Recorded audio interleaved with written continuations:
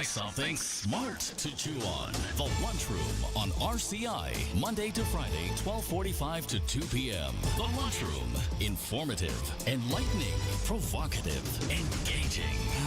The Lunchroom on RCI, food for thought. The station that gives you, more lunch.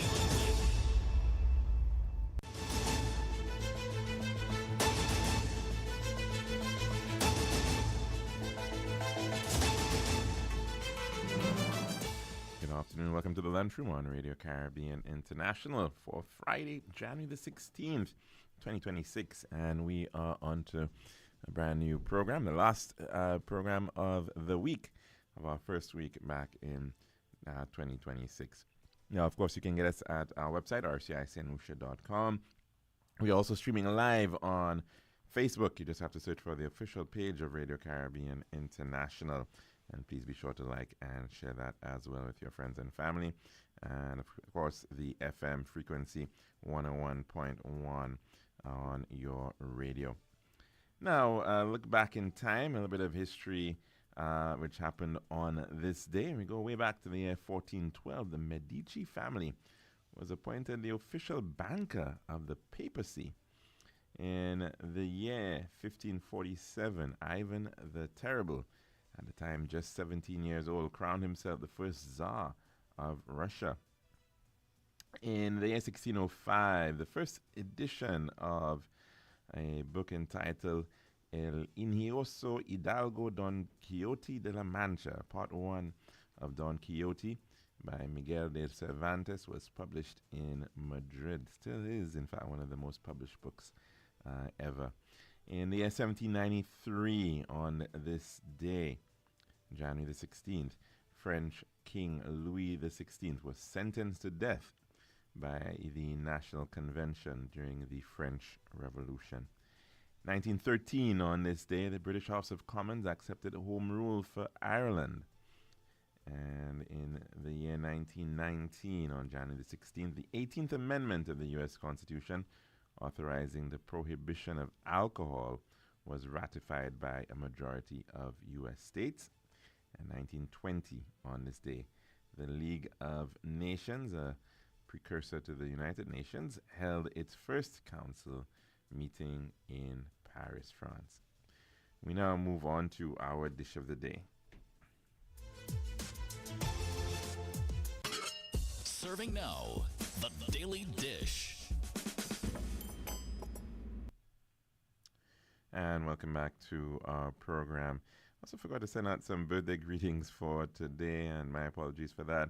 I want to send out birthday wishes to Mr. Shonari Clark, who's celebrating his very, very special day today. Hope he's having a fantastic birthday celebration. It's also the birthday of St. Lucia's permanent representative to the United Nations, Her Excellency Melissa Rambali. So we want to wish her a happy birthday as well. And also to Miss Georgette Adonis, happy birthday to you. Hope you're having a fantastic celebration. Now, of course, we have been speaking quite a bit about, well, at least in terms of the history of the day, mention of the League of Nations, and that being created after World War One. Try to bring together the countries at the time, albeit, of course, it was coming at a time when a vast amount of the world was, in fact, under some form of colonial control. And at the end of World War One, 1919, you certainly still had massive parts of the Caribbean, certainly most of the Caribbean, Africa, parts of Asia, India, for example, the regions that were known as Indochina and Southeast Asia, even places like Canada to some degree, and Australia was still certainly under the very strong influence of European colonial powers. Even, of course, parts of the Middle East at that point in a very similar situation.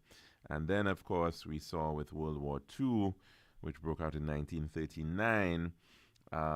Again, shifting of and rebalancing of the world in that post-World War II era, where we saw the rise of the United Nations and other institutions, global institutions at that time, the Bretton Woods institutions like the World Bank and the International Monetary Fund, coming into play to be able to some degree, of course, deal with the matter of development around the world, but also some may argue even the matter of financial control.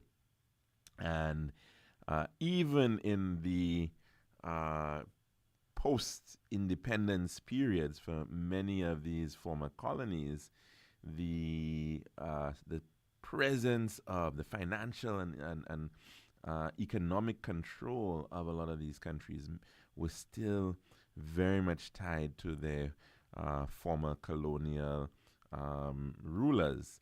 And even as we see what's going on right now in the Sahel region of Africa, we lots of attention being given to countries like Burkina Faso, but many others who've gone through other periods of coups and regime change. And even then, they share a currency in that region, the Central African franc, and their reserves still being held by the Bank of France. And so we saw a lot of influence, even control over mineral rights, still being held by many of these countries. We are right now, of course, looking very much at Venezuela. And even though Venezuela gained its independence, I should say that region through the Bolivarian Revolution, by the 1820s, they were already states. The influence of European powers was still very much present. And of course, not too long ago, in fact, I think when one looked at property ownership in places like Venezuela, it would be very curious to find out that a lot of it was owned by British expats, right? And of course, the similar situation existed in many regions around the world, even though they may not have even been under British colonial rule. There was still a very strong influence of the United Kingdom in many of these regions as well. We were speaking not too long ago this week about the whole idea of the Monroe Doctrine.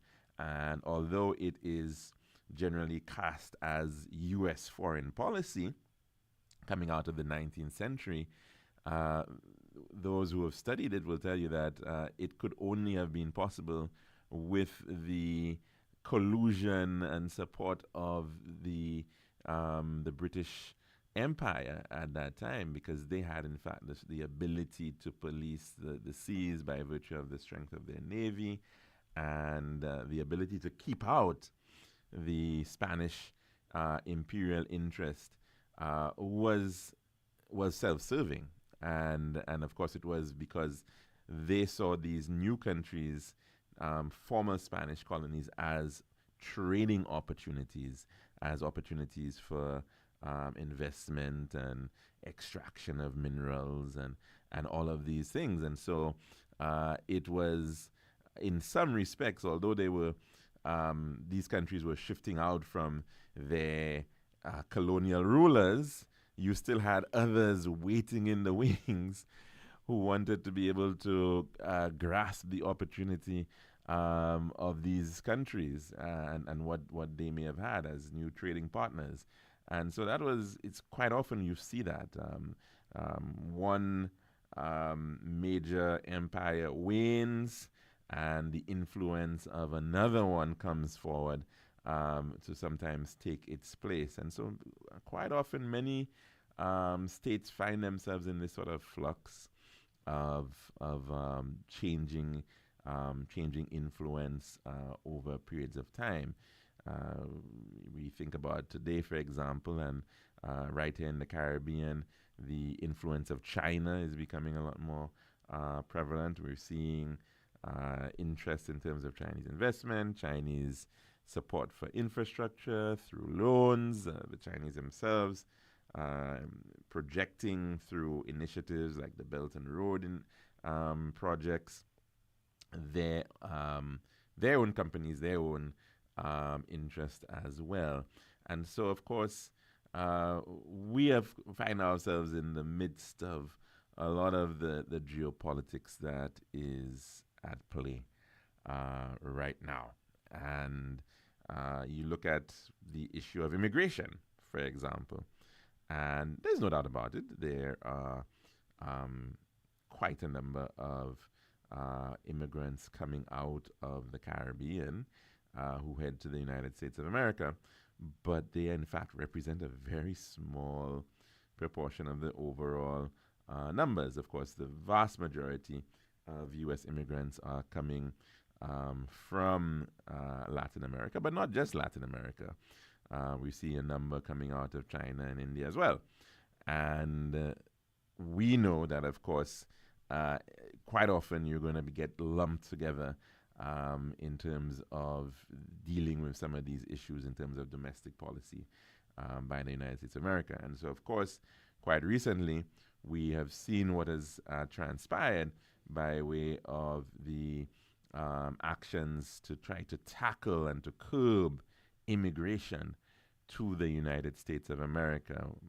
On one end, of course, we're seeing sometimes very graphically and violently individuals being stopped and apprehended on U.S. streets, and the efforts by ICE to capture these individuals and to send them back to the countries where they have come from. We've, of course, seen that this is very much being driven by a lot of propaganda and effectively fake news or skewing or exaggerating of the negative aspects of immigration, pretty much being sold as the immigrants are the ones who are causing crime, the immigrants are the ones who are taking up all the resources of the country in terms of welfare. And of course, on the other side of the coin, that's not seeing the light of day. The positive impacts of current immigration on the U.S. economy. And so it's going to be very interesting to see how this all pans out, because underlying quite a lot of it are the residual issues that exist in terms of social biases and social discrimination, the matters of racism that still are driving some of the policies that we are seeing currently. And of course, let's not forget that, especially when we're speaking about these issues of racism, sometimes people think that you can sort of separate the economics from the social. And quite often, when you look at the genesis of a lot of discrimination and racism, it has a lot to do with greed. It has a lot to do with the justification of one individual being able to say that, hey, I am better, I am superior than you, so therefore I have the right to take what you have. And this is a long-standing thing which we've seen from nearly every imperialistic type of endeavor. You go way back into history and you'll see that type of pattern repeating itself over and over and over, that to justify invasion, to justify the right to subjugate individuals and or societies and to rule over them, and to, in some instances, place them under ridiculously severe conditions of slavery or whatever it may be, you will see that these actions are driven, and the whole issue of race is sometimes driven by that economic desire of some to be able to control the majority. And so there is, yes, of course, this economic drive, and it is very much tinged sometimes in the whole matter of race and a desire to be seen to be superior than others. And that's playing out. It's playing out in this current era.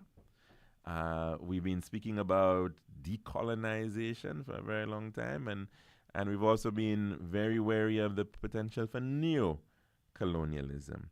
And I think what we're seeing certainly is almost potentially the rise of a reverse agenda when it comes to the whole matter of colonialism and colonization. And so when you're now hearing, of course, of certain countries talking about, simply state capture, trying to take over states at this point, trying to take over new countries, other countries, it is certainly forming the platform of justification for other players to do very similar in terms of their own agendas at this time. So, in as much as since the post-World War II era, and we've been thinking about a period of nearly, 80 years now, where we've been trying to see a more balanced world, perhaps a more equitable world. The whole rise of development economics driven by people like Sir William Arthur Lewis, and how do you bring people out of poverty? How do you better them? All of that now, in some regard, could potentially be jeopardized. And so the very things that these countries are now trying to wane in against, maintaining this quality of life and doing so by keeping other people out, can very well have this sort of negative implication, especially if it is going to be, if that lifestyle is going to be hinged on the wealth extraction from other people and other countries around the world. And so it is, at this point in time, a very tenuous situation that we certainly find ourselves in from a worldwide perspective when we're seeing these kinds of actions in our lifetime. So let's keep abreast of what's going on, certainly. One matter is of interest, which is a country, an island that is far north of us, and the vast majority of people perhaps never ever get to actually visit, is that of Greenland. And of course, we've been hearing lots of interest coming out of the U.S. over the entire matter of Greenland. And part of it has to do with the geographic location of it, somewhat hinged between North America and Europe, and in particular the Russia as well. And there have been many suggestions. Well, if you look at where Russia has a lot of its military assets, if it were ever to engage in some sort of a strike or missile attack on the United States, a lot of this would be going over Greenland. And so therefore Greenland is really important in terms of a defense shield for the United States of America. But of course, we're also seeing the warming of the world as a result of climate change, and the possibility of new trading routes opening up in the Arctic region. And many are therefore saying that this is actually now going to become an opportunity to create short circuits, so to speak, in terms of trade routes between the Atlantic and the Pacific, and between North America, the Atlantic regions of North America, and getting across into Asia, Japan, and China. So very, very keen interest being played regarding Arctic affairs. by these northern countries, and because it can be pretty lucrative for them. And they're seeing this, of course, no doubt, is seen by individuals like Trump, even though he doesn't quite believe in climate change, as a benefit of climate change and the warming of the world. So those factors are also placing Greenland in a very interesting position right about now. Of course, for us here in the Caribbean, the impacts of climate change aren't as welcome and as warm. We are certainly going to be looking at the potential for sea level rise and increased hurricanes and storms, and potentially even the extreme weather conditions. So on one end you have increased hurricanes, but on the other end you might very well see more extreme drought conditions. So a lot of these are impacting us in a very serious way already, right here in the Caribbean. And some will say there are winners and there are losers in these situations. And so we certainly have to be looking at what can be done in terms of our own coalition of the willing, how we find greater synergy, certainly not just amongst the Caribbean, but even beyond that, Central and South America, for example, which quite often we don't necessarily very strongly identify as being a part of, whether it may be because of language barriers or whatever. But they, in fact, have a very similar colonial history like us. And of course, Africa, which again seems very far away and a whole other continent away, but certainly that too is another region where certainly culturally and potentially economically there are great opportunities for alignment and cooperation.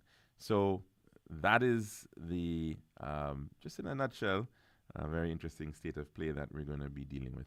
I think we do have a clip available on the matter of Greenland, and it speaks to the interest of the Europeans, in fact, trying to now show that they have a much greater sense of presence in the Arctic, and trying to ramp up interest in there. I think it's available. It's an Al Jazeera clip, which we could probably take in to end our dish of the day.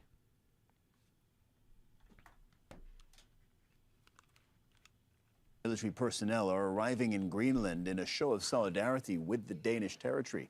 It came after a meeting between U.S., Danish, and Greenlandic officials in Washington ended without a settlement. President Donald Trump has made repeated calls to make Greenland part of the United States, quote, one way or another. Greenland is located in a strategic part of the world. It sits mainly in the Arctic Circle, an area that also encompasses the likes of the U.S., Canada, Russia, and Norway. Our correspondent, Rory Challens, is in Greenland's capital, Nuuk, with the latest. This building here is the Joint Arctic Command Centre in Greenland's capital, Nuuk. And if any country did invade Greenland, be that Russia or China, as Donald Trump has been warning, or even the United States itself, Donald Trump has refused to take military action off the table, then this place is Defence HQ. And it's seen plenty of activity in the last day or two, with Denmark and now European allies all sending extra military personnel to Greenland. Now, there are countries like the UK, Germany, Norway, Sweden and France who are all participating in Denmark's Operation Arctic Endurance.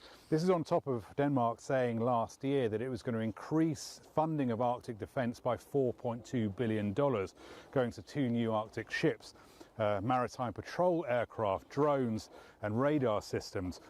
Now, this is for 2 reasons. One is to persuade Donald Trump that Denmark and its NATO allies are taking Arctic defence seriously. But also it would have the effect of making any US military incursion into Greenland that much more complicated. And think about that for a second. Denmark and its European NATO allies are having to consider military deterrence against the United States. Rory Challens, Al Jazeera, Greenland. French President Emmanuel Macron says France will beef up its military presence in Greenland soon. The Europeans have a particular responsibility for Greenland, an autonomous territory of Denmark, because this territory is part of the European Union and also because it's part of one of our NATO allies. France has decided to join the exercise programmed and launched by Denmark in a sovereign and independent manner as part of Operation Arctic Endurance. The first French military team is already on site and will be reinforced in the coming days by ground, air and maritime means. And Natasha Butler reports from Paris. Well, it was a pretty somber speech by the French President Emmanuel Macron addressing French armed forces. He said we are now living in a brutal world where there is a new form of colonialism.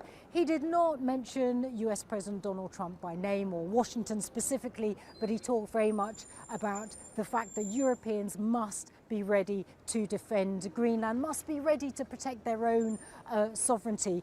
What we've seen in the past few months is European countries often being on the back foot when it comes to Donald Trump, often being very slow to respond. But there is a shift that does seem to be changing, particularly since the US's actions in Venezuela. We have seen now European leaders far more ready to take what Donald Trump says at face value, to take it more seriously and respond. And that is why countries, including France, have decided to send military personnel to Greenland. Emmanuel Macron says that history will judge European nations if they don't take their responsibility for what could happen. Natasha Butler, Al Jazeera, Paris. Meanwhile, Russia's foreign ministry rejected Washington's claim that U.S. intervention in Greenland is necessary to stop threats from Moscow and Beijing. The myth that has been promoted by Denmark and other NATO and EU countries for many years of some form of Russian threat looks especially doubtful. Initially, this myth was used by Washington to justify its claims on Greenland. Now we found out that Greenland is just a natural sphere of influence for the US. This is stated in its recently published National Security Strategy. Don't miss out. Get the full picture. Subscribe to Al Jazeera for reliable... All right, that piece coming from Al Jazeera, as you heard in the end there. And, of course, it is going to continue to be a matter of interest. Of course, the island of Greenland finds itself on the North America. It's on the North American tectonic plate. And so technically it's part of North America, but it has been under the control of the Kingdom of Denmark for a fairly long time, and that stems from long Viking associations of the likes of Eric the Red and others heading across to Iceland and Greenland, and culturally, of course, though the people themselves are First Nations people, as they would be called in Canada, Inuit. And they have their own views as to this matter of these powers sort of fighting over them and their own way of life. And so that's a whole other matter in of itself, because it still is, to some degree, a colonial vestige of a European power in North America. And so, of course, the U.S. themselves are seeing it in that way. But they are also sort of forcing other alliances, the likes of Canada, what Trump has described as the 51st state of the United States. And they, in fact, are now looking at stronger alliances with Europe as a result of some of the anglings by Mr. Trump at this time. So it'll be interesting to see how these things continue to pan out regarding the attempts at gaining influence. But of course, this might all come to naught if the politics of the United States itself may very well end up shifting. If it does, we'll have to wait and see what comes out of the midterms, and potentially, of course, if this this kind of agenda continues even beyond Trump's second term. That's our dish of the day, and at this time we'll take in our weather report.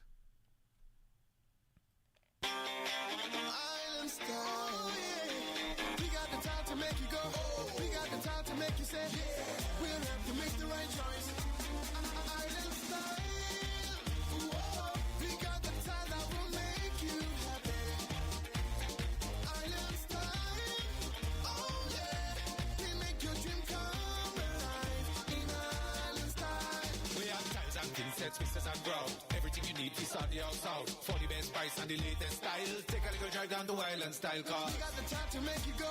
We got the time to make you say, quality rice, service rice. It's all an Island Style. Visit us at our showrooms in Belarus and Rodney Bay on the John Compton Highway, Cass Street, and behind Ruby's Gas Station on the Library Viewfort Highway. So call us on 450-452 or 453-TILE. Island Style Tile and Bath. When you think tile, think Island Style.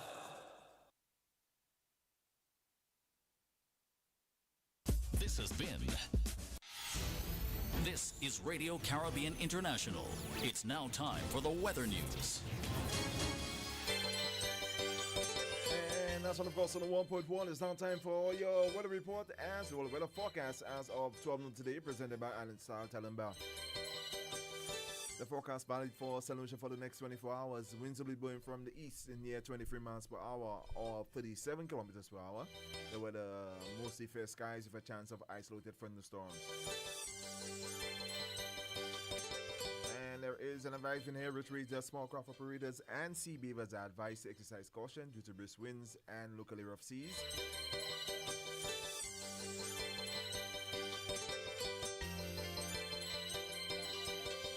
Forecast for Los Angeles, fair to partly cloudy and breezy for a few brief showers. And the weather summary: the Atlantic high pressure system will maintain moderate to brisk easterly winds and above normal seas across the region during the next couple of days. Generally dry and stable conditions will prevail over the Los Angeles during the forecast period. And this has been your weather forecast as of 12 noon today, presented by Island Style Talamba. This has been RCI's Weather News. For more information, call the Weather Hotline at 454-3452. RCI 101 number 1. Island Style. We got the time to make you go. We got the time to make you say, we'll have to make the right choice. Island Style. We got the time that will make you happy. Island Style. Oh yeah. We make your dream come alive. In Island Style. We have tiles and thin sets, mixes and ground. Everything you need is on the outside. For the best price and the latest style. Take a little drive down the Island Style car. We got the time to make you go. We got the time to make you say, quality rice, service choice. It's all an Island Style. Visit us at our showrooms in Belarus and Rodney Bay on the John Compton Highway, Cass Street, and behind Ruby's Gas Station on the Library Viewfort Highway. So call us on 450-452 or 453-TILE. Island Style Tile and Bath. When you think tile, think Island Style.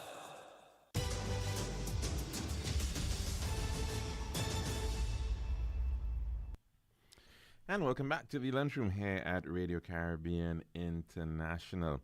Now, of course, we've been speaking a lot about the impact of the current geopolitical situation, and certainly, even though we said that we want to be a zone of peace, we are realizing, of course, that all sides hopefully realize that there is really no major desire for all-out war. And let's hope it, in fact, remains along that line. Let's take in a call at this time. We head to the phone lines to take in our first call of the day. Good afternoon. Good afternoon, Mr. George. How are you doing, sir? And Happy New Year. Not too bad. And I would say a very happy New Year, but I don't think it will be too happy, because I want to know if Trump is mad or he going mad did the American detect what happened to Donald Trump? When the Prime Minister is mad, how do you know? Oh, that's a interesting question. I suppose you'd have to somehow determine that through some sort of clinical process as to whether it is deemed that he is not of sound mind. That, of course, has constitutional implications. I don't know. I mean, they may say that he is not quite there yet, but it's a very interesting question, caller, because our understanding. I know it is. I mean, traditionally, when you think about sickness, we know, okay, well, the person is not physically capable of acting in a position because of whatever the case is. When it is but mental. When he is president of a country, it's more like America. It's more difficult to deal with mental health diagnoses within the context of leaders. So you're very correct in this regard. Can it be deemed that based on some sort of clinical diagnosis that this person is not fit for public office? It's an interesting conversation, no doubt, that many will have. Definitely, I put a strong one on you today, Mr. George. So I don't know. I'm not sure that we go down to AI. Well, I don't even know if that'll necessarily. I wonder if AI could come up with it. Why? People of the world, would AI come up with is Trump going mad?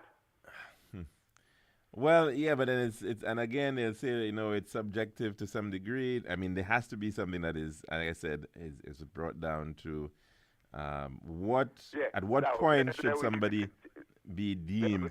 I mean, you've had that in the past. Say, and for example, I think was it King George III who was deemed to have been Mad King George, yeah, and he was engaged in well, that was when you still had the American Revolution. He was the British sovereign at the time, and people said he wasn't well, so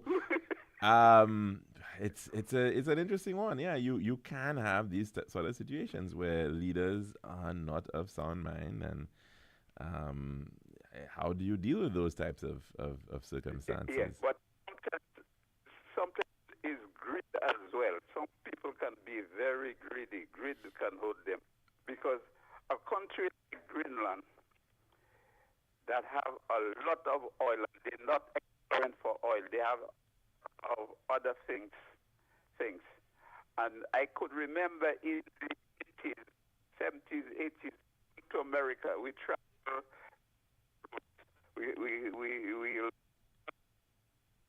all you see all the hills, right?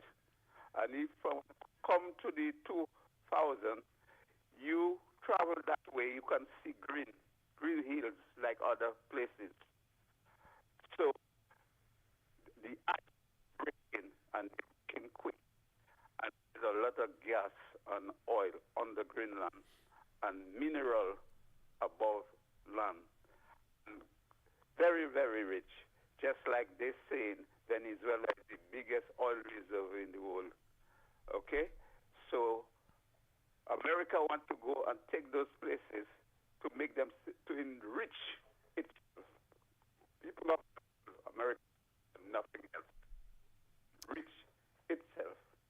Yeah, but and you see that is the battle that is being fought too, because there is a major ecological concern in respect of Greenland. Greenland has the largest glaciers in the world. It's for the vast majority of its landmass, it's covered in ice, covered in glaciers, and so it's the same sort of situation in terms of Arctic oil drilling, and the desire to go into some of these wilderness areas and the impact that it has on the environment. But I think America is throwing gravel in people's eyes and says a little drip of rain, but it's gravel is thrown in people's eyes.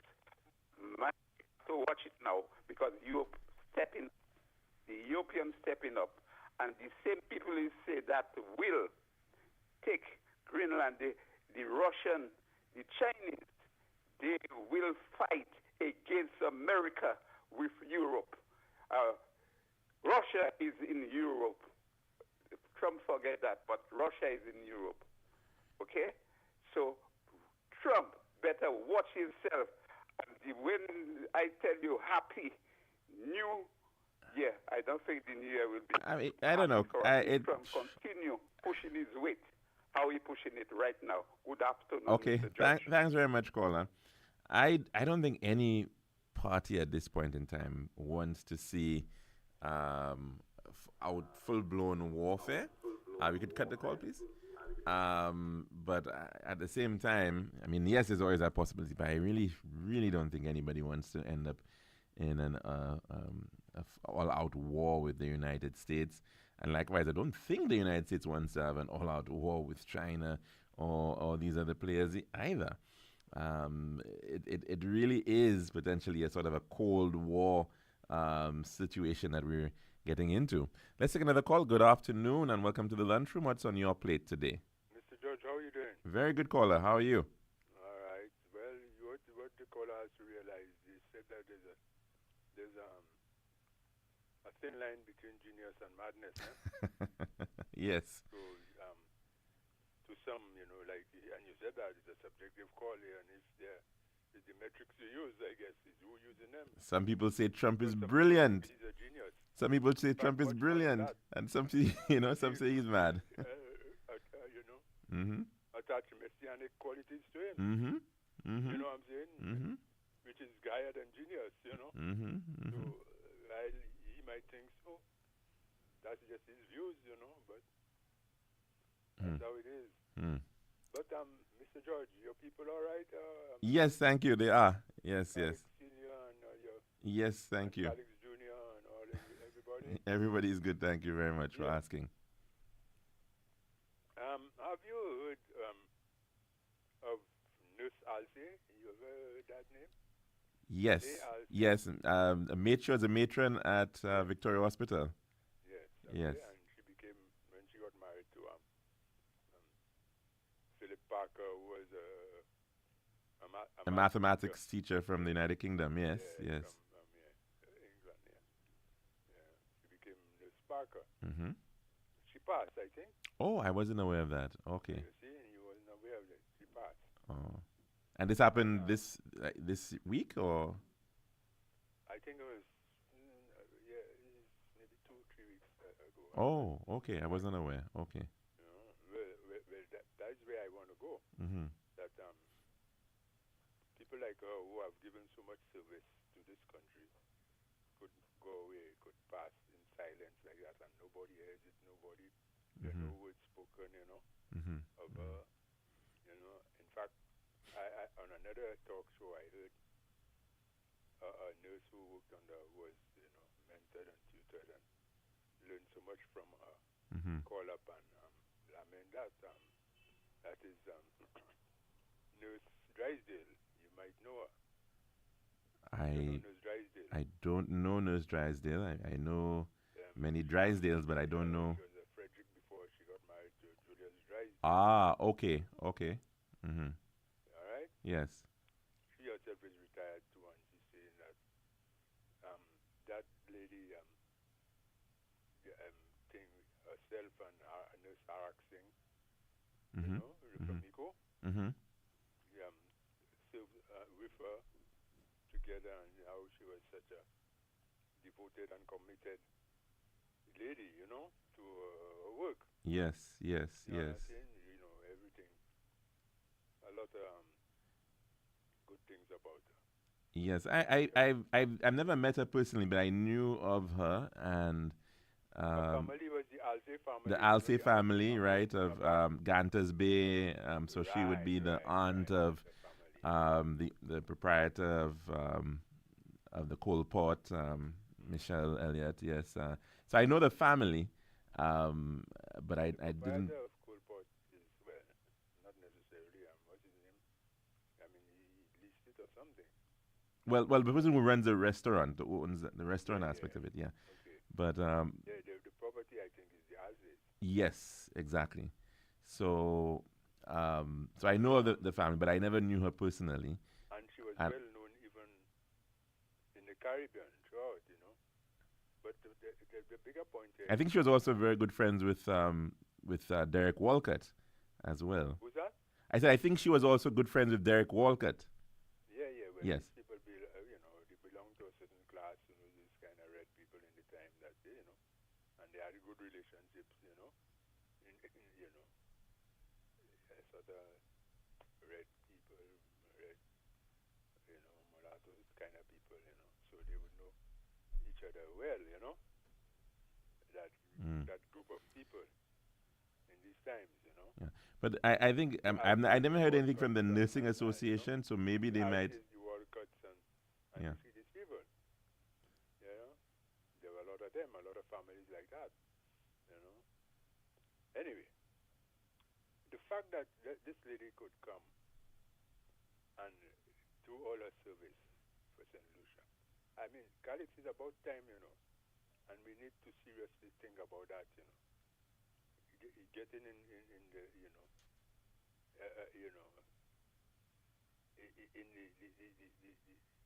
stage of being considered as civilized people, because I find certain ways we're not really, I mean, when you think about the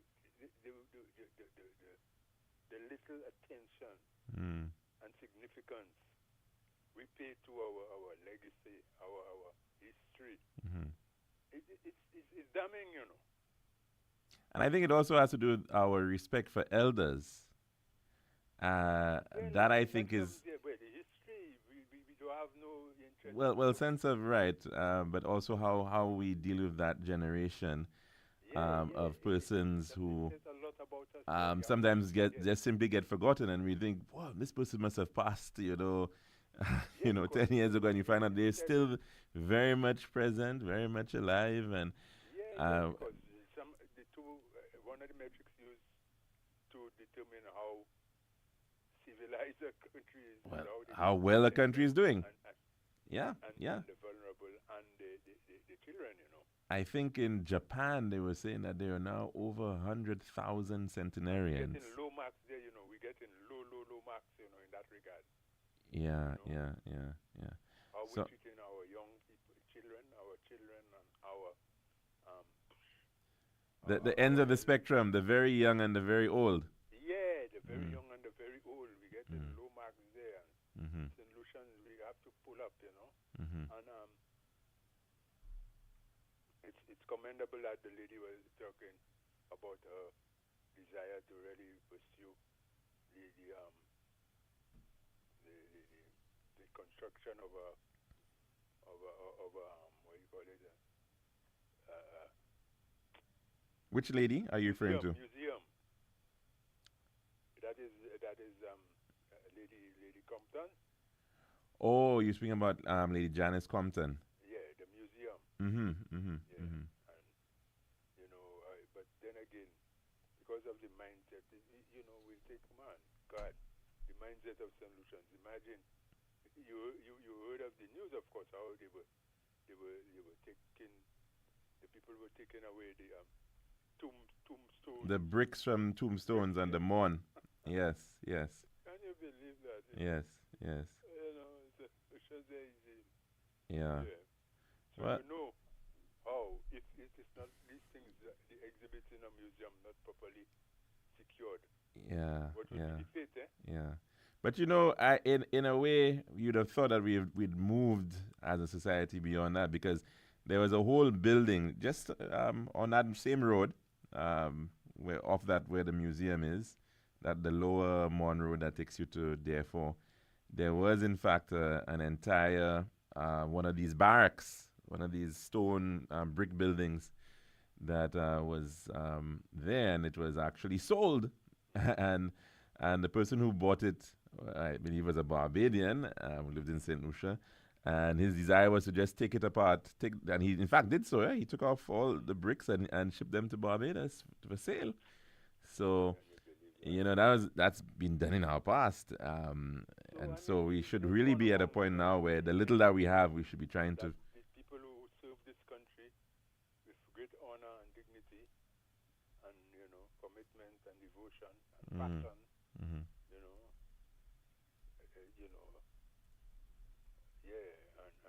just thing go down in silence. Nobody says a word. Nobody, I mean, to about these people, and we cannot allow that to continue. Maybe your father knows about these things. That's why he call you Khalid George. So maybe when they hear your name, they might remember him because he too will suffer the same thing.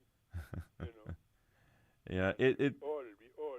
It's just a matter of time. Yes. Yeah, because Yeah. there's a song, a very popular song. It was at the time. It still has a lot of currency.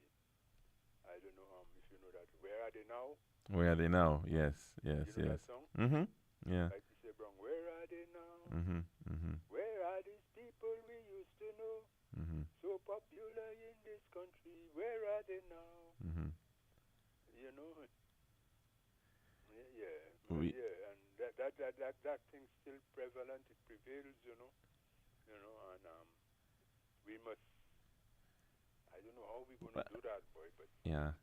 Well, there's a belief. Somewhere, boy. The longest journey starts with the same step, but who's making the first Yeah, step? yeah. Well, there's a belief, caller, that at some point we all get forgotten, right? We all get what? I said we will all get forgotten. We all get forgotten. We all, yeah, over time. I mean, and they'll tell you, well, how many people do you? In St. Lucia? No. Just in general, worldwide. Just the nature of mankind. People remember Moses. People remember Isaiah. Some people will tell you that Moses is not even a real person. Yeah, exactly. But you see, so. No, but what about Hitler? Hitler is not a real person? Yeah, but Hitler in the greater scheme of things, Hitler is not even that long ago. Hitler is just about 80 years ago. Yeah. But I'm saying, how many people do we really remember? How many people do you really remember from 200 years ago? These countries, the history books, and they teach the young about it. Yeah. Well, I know. I'm saying, we remember. Yes, we remember. After time, these people, the French will never forget Napoleon. No, but you're missing my point, caller. Yes, Napoleon, we remember. Napoleon was the ruler, the emperor, right? Yeah. But the vast majority of people, we don't remember them. we don't actually remember them. I see where you're coming from, because nobody remembers soldiers. Nobody remembers the soldiers who killed, shot, died. Yeah, we don't remember who was Napoleon's foreign minister, who was Napoleon's. Make a statement that everybody gets forgotten. That's not so. Sure, that's true. No.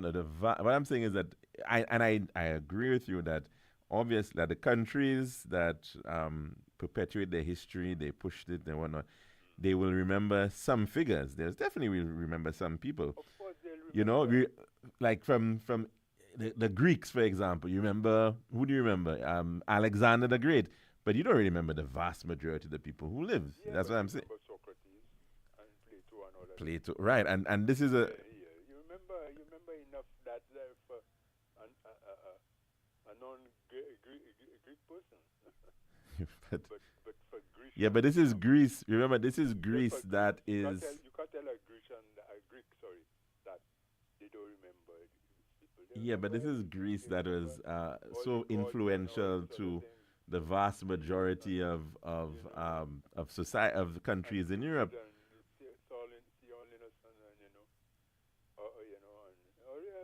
They remember all these characters. They remember them because them things are instilled and installed in history and instilled on their children's mind. Yeah, but it's it's part and it is part of. The point is we don't do that, and I don't know if some people say that's a thing of black people, because black people, if you want something to disappear, or you want to hide something, put it in a book, But yeah, but people don't read and so on. Right, but what I'm saying, is that. Especially.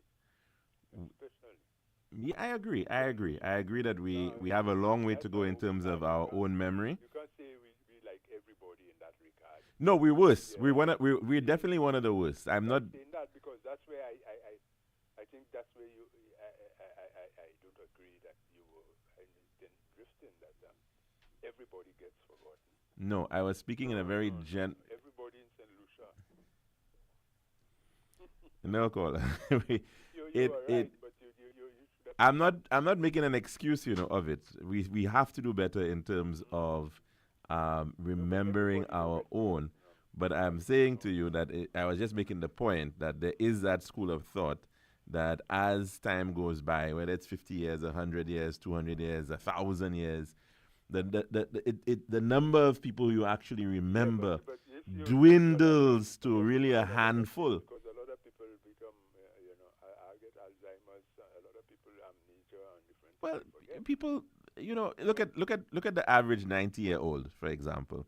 The average 90-year-old is one of maybe 100. They may have been in a cohort of 100 people, and they might be the only one that's still around. Literally, their friends are no longer there. So it becomes the people who knew them well have gone on. When you get, as you go further and further, and the numbers dwindle. Well, that's what you're saying. Yeah, obviously, the people that know you, but people could know you, not necessarily personally. People could know you. That's why they have books. Now that is a very important thing. They have books. That's why they have. This is why there has to be that medium to teach. This is why you have to have that medium for teaching, for memory. Yes. That is where we are failing. Civilized, we must have a memory bank. That is correct. And I completely agree with that. Certainly. Okay, so we agree to disagree. No, we're not disagreeing. We're agreeing. All right, caller. Thank you. Thanks for your time. Take care. Have a good one. And, of course, we're just over 2 o'clock at this time, so we're going to have to call it a wrap here at the Lunchroom on Radio Caribbean International. But we will be back, God willing, for another program next week, Monday. Hope you can join us for that. I'm your host, Alex George Jr., saying goodbye.